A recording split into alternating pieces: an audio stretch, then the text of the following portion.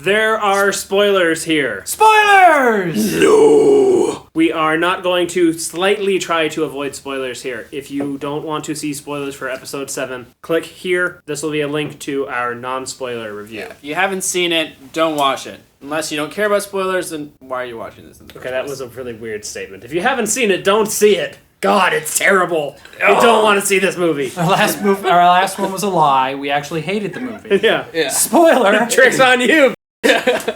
Who was your favorite character and why? Oh, that's really difficult. I'm gonna pass this to Andrew because I have like 2 in mind. Poe. Yeah, that's a pretty easy choice. Who do you think was most likable? I personally think BB-8. BB-8 easily. BB-8, yeah. Yeah. BB-8 voiced by Ben Schwartz and Bill Hader. Yeah. My God. He's been talking about that since we got here. Most likable human character. Ooh. Do you think it was Poe or do you think it was... Well, I think Finn was not acted very... Well, no. That's always going to be Han. Were we talking about new people? That's a fair point. Of the new people, I'd say, I think I found Finn the most likable. I would want to be friends with him. Yeah, his character was the most likable and relatable. Some of the acting was definitely iffy.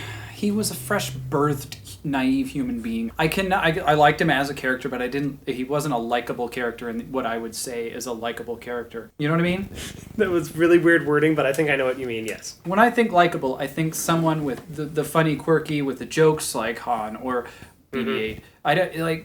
He wasn't funny in an outwardly funny, likable way. He was funny because he had no idea what was going on. Yeah. He got the funny lines. Maybe we could say he was witty more than funny. Him with Captain Phasma was pretty amazing. So do I talk first, or do Level you? it down a notch. That was, I think, the best line of the movie from a funniness perspective. Yeah. He was the most likable too, just for that. He was definitely the most lawful good character. He was the shining, sterling, doesn't do anything wrong guy. Who? Which one? Poe? Poe. Yeah. Obviously, yeah. So, have you read any of the books? I read some legend stuff with Anakin, and then I read a screenplay format of Attack of the Clones. And then I read those little kids books. I read through 2/3 of Aftermath because I misunderstood how long it was, and I'm listening to it. And I thought I was only 2 hours left, and then I left those 2 hours for this morning, 2.5 hours before the showing. It was actually 4 hours left. Just listen to it on double speed. The guy does a Harrison Ford impression pretty impressively. Nice. I want to read that one. But what I was thinking of is, I was always hoping, as soon as it was announced that Disney had bought Lucasfilm and was making movies that were throwing away the existing canon, my hope the entire time was that they would treat it like the Marvel Cinematic Universe and just take inspiration from the events of the books. I wanted to see what I saw, which was the Legacy of the Force series, where Han and Leia's son goes to the dark side. And what I think might possibly be a spoiler for episode 8, but you're here, you want to see it. And then his twin sister is the one that ends up having to kill him. Also, I guess that's a spoiler for Legacy of the Force, too. But hey. And I think the character of Ben Solo... Going off of Ben Skywalker, which is actually Luke's son. I think the character of Kylo Ren is very close to the Darth Caedus character from Legacy of the Force, to the Jason Solo. Yeah, really, really, really close. It'll be interesting if they ever show any flashbacks of him, showing sort of that progression of character. I'd be real curious to see if there is a sympathetic reason for why he turned to the dark side. I can't wait until 20 years from now we see the prequels to this movie. Because Darth Caedus turned to the dark side to protect his daughter, for all intents and purposes. And so he had a sympathetic reason that he went to the dark side. He was overprotected. Anakin theoretically, conceptually, had a sympathetic reason to go to the dark side. I just want to know if Kylo Ren has a sympathetic reason for that, or if he's just being manipulated by Gollum. Yeah, by the way, King Kong? Caesar. Baloo, actually. Does he play Baloo? Yes. In one of 2 of the Jungle Book movies that are coming out. There are 2? Yeah, Jungle Book and Jungle Book Origins. Jungle Book Origins is directed by... God, I should know that too. The other one's Favreau, but I'm not sure what this one is. It's Circus. Oh, yeah. It's directed by Circus, starring Circus. It really seems like it's going to be a circus. The one... It's going to be set in a circus. Were there any characters that you just hated, that you didn't want to see any more of? Are you doing the same thing I'm doing, where you're looking through the poster and just marking them off the list? Yeah. Okay, I know there's going to be a lot of people that don't have this problem. While Finn's character was likable, there were just moments where he tries to show emotion and it's just one note. This dude can't show more than 5 emotions. He can do the important ones, and he does Goofy really well. If he ever does any intense emotions, he's having at least he's got emotions. I mean, I keep comparing it to the prequels, and I'm sorry, but that's why people are doing this, because they don't want to see 5 emotions. Again. The prequels had 1, and it was just deadpan. It's not fair. Crap. Well, dull and whiny. That's why Anakin was the best actor in the prequels, is because he had 2.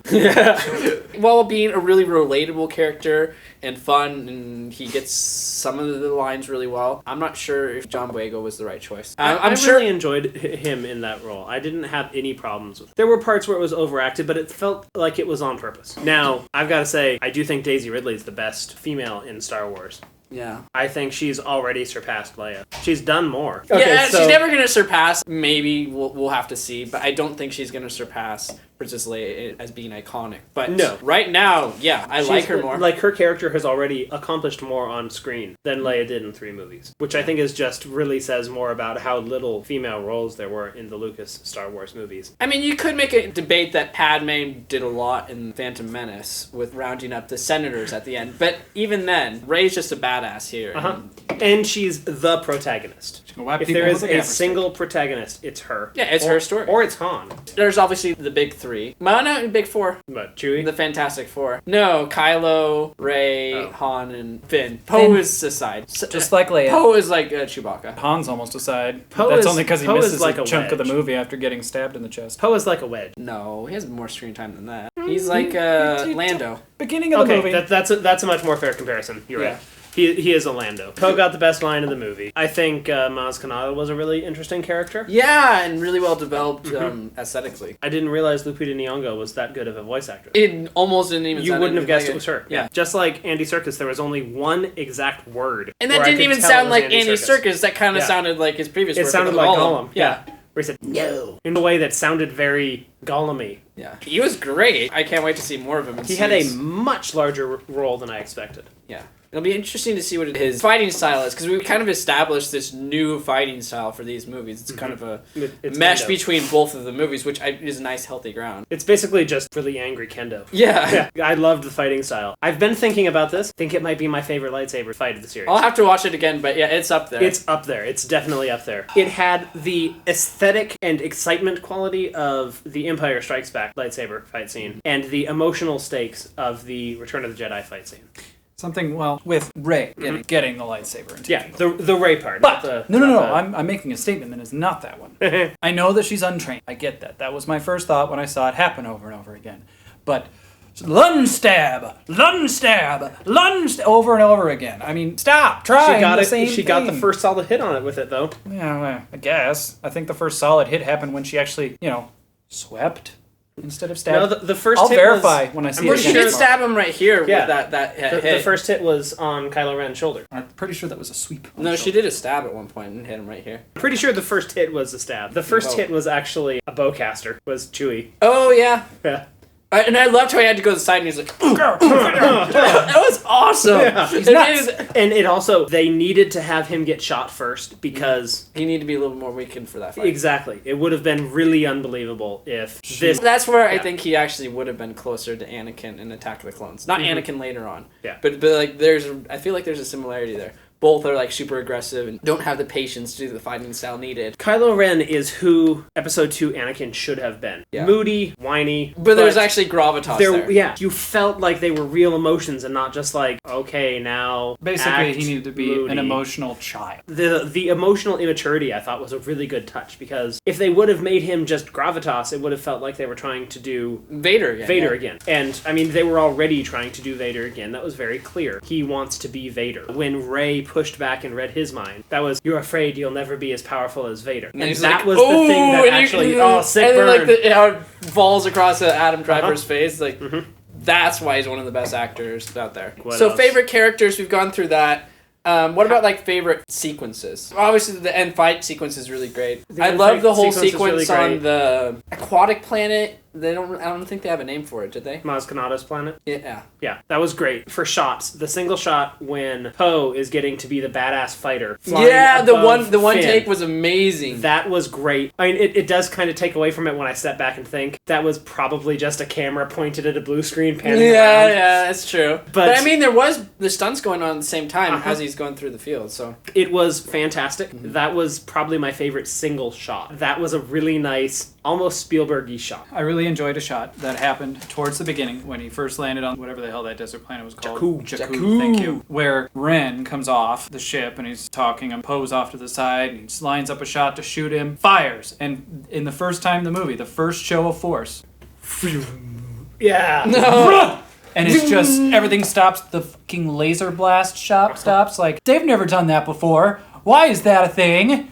They can deflect it. They can soak it into their palm. They can shoot it with the laser swords, lightsaber. I think it's like just he's developing like the dark side of the Force. Well, he's exhibiting some of the powers that Episode 3's Palpatine kind of described as all these things you've never seen before, and never did see because it was happened. A brand new Force power that felt like it fit. I actually think it might be fair to call Kylo Ren's a laser sword because it doesn't look like a lightsaber. It doesn't sound it's like all a lightsaber. disrupty and too. Well, and it doesn't make the lightsaber noises when it starts or while it's firing. I sure hope they go into like the mythology of everything because it surely looks like that's what they're going with. Like, the only time you heard that noise was the first time that it got turned on. Luke's gets turned on. Mm-hmm. Anakin's. I think we can safely call it Rey's. Although she's about to give it back to Luke. Does he take it? Does he not? It would have been a funny closing shot. She's holding out to him and then he like opens up his belt. He's like, I already got one. I enjoy how long they had to stand in that position to make those shots. Yeah. Because obviously it was just this one time with that awkward... And then they got the big pan where everything in the background and everything in the foreground is moving, but they're still there. And like helicopter shot. Yeah, it's obviously a helicopter shot. That's a great shot. Nowadays it would be a drone shot, but you can't put a 3D film camera on a drone. No, but I enjoyed it because the way it was focused. Probably my favorite shot was during the final confrontation between Rey and Kylo, where the lightsaber's in the snow and it's wibbling as he's like going, and then it goes and it goes boom, right in front of his face. Yeah, it's like, oh crap. Okay, I had a gripe with that. I love that scene. I love that it was her. Everything. She needed to be a slightly different direction other than at him. Yes, because I agree. Why did he dodge it if he's the one pulling it? It's coming at him. It's doing the thing he wants it to do. Well, he could have thought like someone else is doing this and then the blade is about to come out, which people have done before. What indication? That was the whole thing of that scene was the surprise. I think he was expecting it to come towards his hand and he's like, what the hell? He dodged before it got there. Yeah, fair enough. You know, and it's like...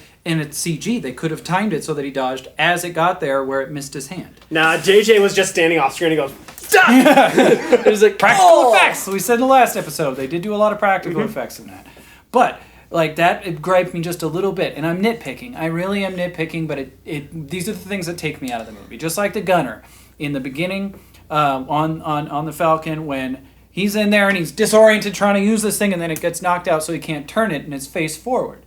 And he's stuck. So she uses her flying ability, whatever, that she's got this force-honed ability to fly, to point the belly at the ship at the thing perfectly to line up for him to fire, lock, and fire, which happens, pans to her, she celebrates, pans back to Boyega, Finn, and he says, woo! But the gun is pointed down now. I thought it was broken. It might have been he fired it and that loosened it. All he needed to do the whole time was just fire off one shot. It was seized because of the blaster fire it took. That was actually one thing that did bother me was when the Falcon does that one flip around. I'm like, I don't believe that ship has that kind of structural stability to be able to make that kind of a turn in an atmosphere. Yeah, in it. Or just did that real quick whoop. Have you heard about the parsecs, man? Have you heard about the parsecs? 14. I love how she was at first flying that thing. It's like in the ground. I'm like, I actually caught myself saying out loud, "Oh, take it easy." I couldn't help it. Yeah, that was great. And they did a really great job in this movie of making the enemies competent. Mm-hmm. So the problem with the stormtroopers has always been they were completely incompetent. They like just shot. Electrical stick thing that the guy whipped out. But I mean, even just like traitor. Just the normal stormtroopers were proficient. Scary. They were like what you would expect a stormtrooper to be. You were afraid of them. So when the Alliance came, or the Resistance came in and started kicking their ass, you're like, these guys are good. So... where do you think they're going to go with this? Episode 8 is going to be Luke being Yoda and training Rey. Doing it wrong, you are! Are you sure? I think so, yeah. I don't think that they're going to make Luke the big action hero. If anything, he's going to be the Yoda or the Obi-Wan. Well, Yoda can be an action hero. Yeah, but Yoda wasn't in a good movie in action. I still love that scene. I unashamedly love that scene. Oh, I do too.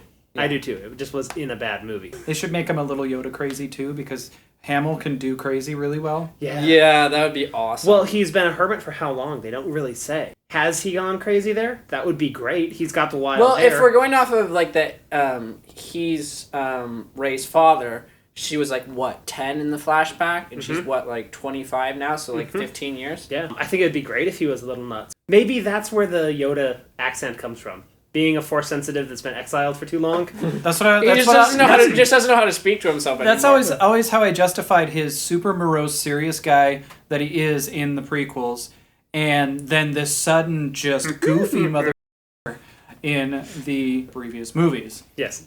Because he's been marooned on this planet for...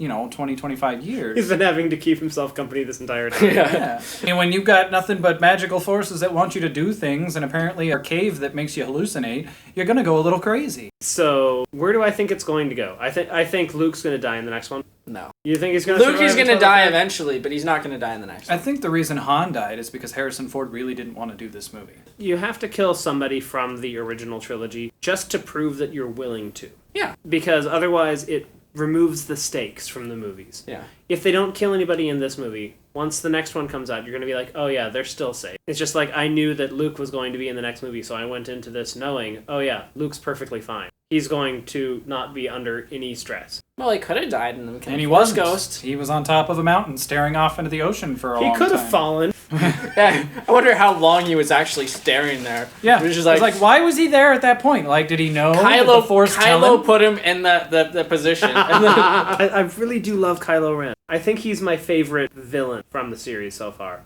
that isn't named Darth Vader. Yeah, I was gonna be like, oh, Darth Vader. Because I mean, he's obviously better than Dooku. In terms of facial acting, because like Vader doesn't really get that until like Return of the Jedi. For some reason, I don't think that Darth Maul was a compelling villain. He looked cool. He was cool, and it was a really great cool acting. fight scene. I mean, not acting. Yeah, I was gonna say he was terrible acting. Yeah. They have to put in another person's voice over him. He was so horrible. Yeah. I don't think that Dooku was a compelling villain at all. He could have been, but he wasn't. And I feel like Palpatine was only compelling in Return of the Jedi. I don't think he was compelling in the prequels or in Empire. I think he was compelling like the last 30 minutes. Revenge of the Sith, and then Return of the Jedi. No, because I felt like that facial makeup that they put on him just ruined everything. Yes. Well, before that, when he was doing the fight with. So the second to last 30 minutes. Third even movie. Even when he had the weird facial makeup, he still had a great fight scene. When he was fighting Windu and them, his facial expressions were the worst. Like he went back to jab and he goes, "Hey, there was another jab." Yeah, he was like the biggest. It's a dark side technique. It is a dark side technique. But she's not dark side. Spoilers. Oh, that's what this podcast is about. Jab. What if she turned?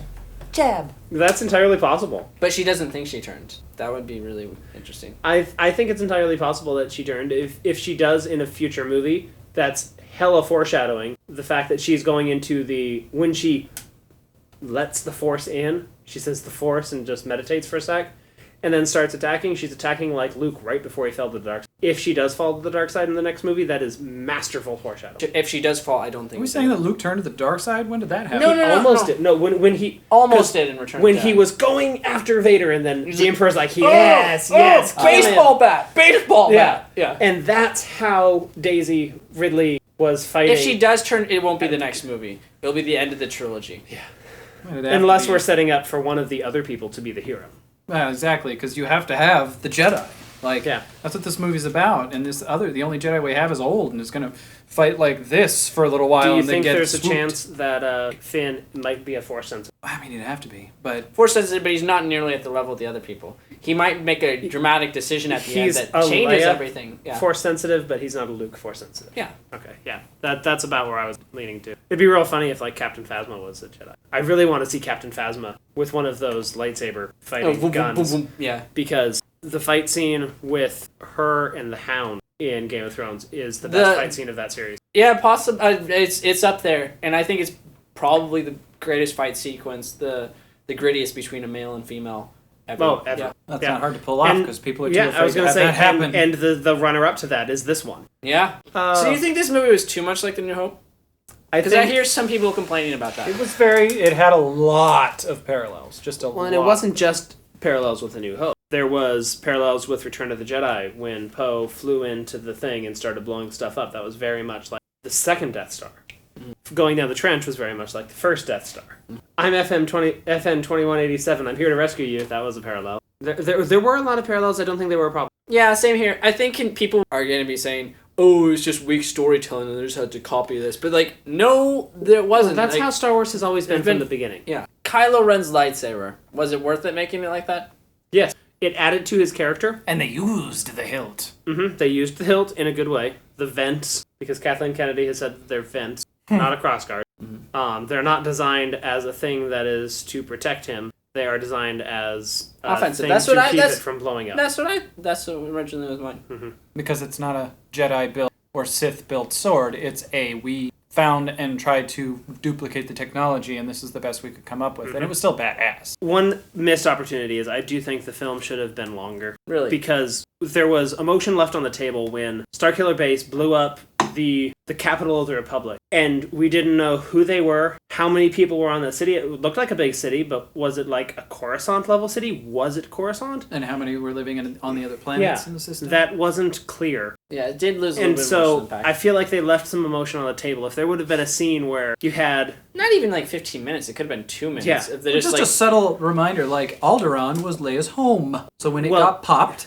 there was emotion tied to it. Yeah. This was just, oh gosh... And it was over. Yeah, it was a planet blew up, but it didn't really have the emotional heft that it should have. If they would have had General Leia go there and say, we really appreciate your support, you are absolutely invaluable to us, and then come back to it 15 minutes later and boom, then you would have had some emotional impact. Instead it was just like, well, that was a military asset, damn. Yeah. Or even like Rey going there with like Han maybe meeting a little girl and like... Rey already went to too many places. Yeah. And releasing the bugs on the... That was great. If we just reset the fuses, it'll shut the... Poof, poof, poof.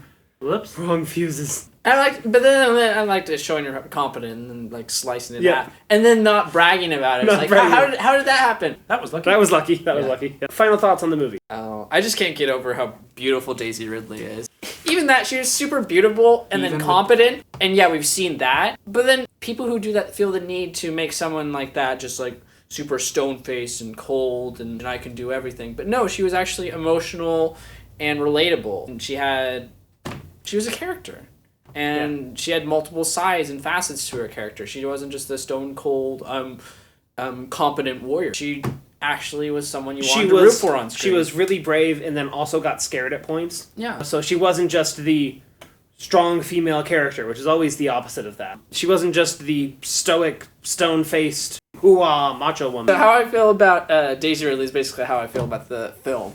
Is that it's it showed so multiple... pretty that it's distracting. It's so pretty that it's distracting. Yeah, that's what I was going with. The whole film is aesthetically pleasing, but it shows multiple aspects. It's harkening back to what worked in both of the trilogies, and providing this visceral, innate gut punch, which is what Daisy Ridley completely is at the end. After watching the movie, and you can tell that they actually took their direct inspiration from the original movies instead of other movies we saw that tried to take a new direction with them, it actually felt like a real movie in that universe as opposed to the prequel. We're in the same place. The targeting computers are the same thing. Yes. Instead of being some random 30-year-old technology that is somehow more advanced than what they have in the original series.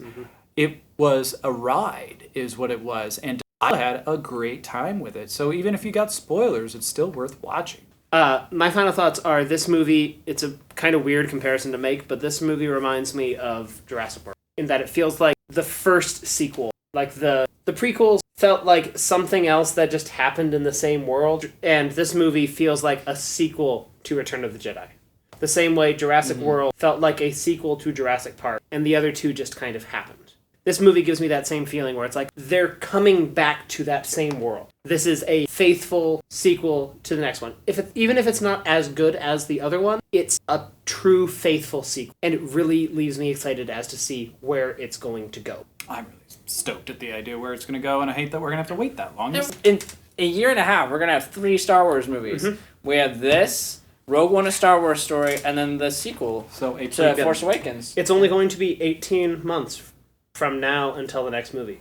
Which is less time in between than us hearing about the new Star Wars to seeing it today. Yeah, and it's also less time than was between Avengers 1 and Avengers 2. And that seemed like a very short period of time. For me, it felt forever. Yeah. Well, that's just because you're dumb. That's because I'm dumb. So if you I'm glad you caught that. If you agree with me, don't forget to like us on Facebook, like us on YouTube. Comment below, because we're going to turn the comments on this one. And subscribe to see more like this. Thanks. See you next week. Bandspending.